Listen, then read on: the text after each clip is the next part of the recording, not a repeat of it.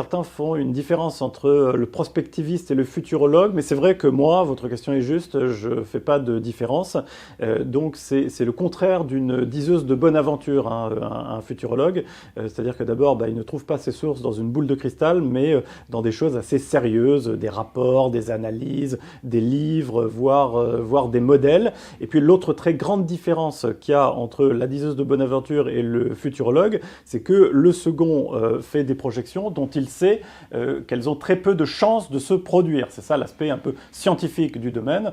c'est cette falsifiabilité, si vous me passez l'expression, c'est-à-dire le fait qu'on sait très bien que anticiper l'avenir est un exercice extrêmement difficile parce qu'on manie une matière qui est chaotique, qui est molle, et donc on a de très grandes chances de se tromper. Donc si on ne se trompe pas pour quelques petites bribes, on est déjà un très bon prospectiviste. Et puis l'autre grande fonction de la prospective, c'est pas seulement de faire des anticipations les plus justes possibles, mais aussi de faire des anticipations pour mettre en garde et donc pour attendre que justement ces anticipations ne se réalisent pas.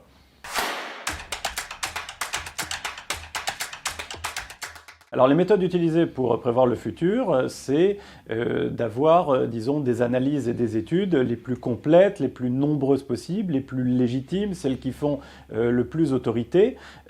qui consistent donc, à partir de cette synthèse qu'on peut effectuer, à tirer le fil du présent. Mais il y a une autre dimension qui me semble extrêmement importante pour arriver à faire des prévisions, ou plutôt des projections les plus intéressantes possibles, c'est aussi d'être capable de faire des paris, c'est-à-dire de faire des sauts, pas seulement tirer le fil du présent, mais imaginer des temps, des événements de rupture, parce que quand on regarde dans le rétroviseur, quand on regarde le passé, on s'aperçoit que ce passé-là, il n'est pas fait d'un temps qui se déroule de manière linéaire, mais justement, il est fait d'événements qui étaient totalement imprévisibles au moment où ils se produisent, et qu'on essaye du coup de réinjecter dans la matrice de nos modèles quand on fait de la prospective.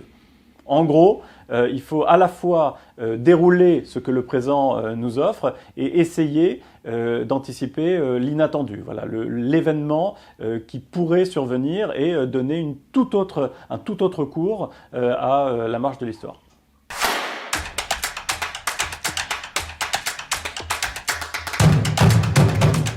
Les deux grands déterminants de notre avenir sont d'un côté la crise environnementale et de l'autre la révolution technologique. Donc, pour répondre à votre question, ce qui va être le plus impactant pour les gens, pour les entreprises, pour l'ensemble de l'humanité, c'est l'environnement, la manière dont on va être capable ou pas de mettre en œuvre une transition environnementale, parce que sinon on risque de se retrouver dans des situations extrêmement compliquées. Et l'autre très grand déterminant, mais ça va ensemble, hein, puisque les deux sujets vont être liés, c'est les innovations technologiques auxquelles toute entreprise, toute activité humaine doit se préparer et s'adapter en permanence.